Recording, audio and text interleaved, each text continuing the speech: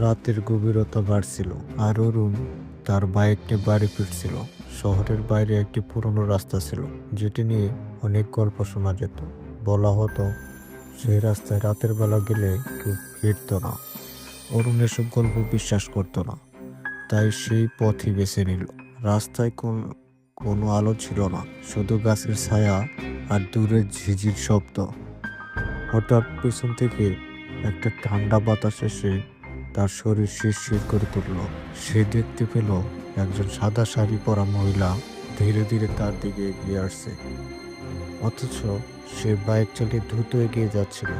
ভয়ে জমে যাওয়া অরুণ গতি বাড়ানোর চেষ্টা করল, কিন্তু বাইক যেন থমকে গেল। মহিলা তার কাছে এসে ফিসফিস করে বলল, এই রাস্তায় কেন এসেছো? সেদিন ভোরে পথচারীরা রাস্তার পাশে অরুণের বাইকটা পেল।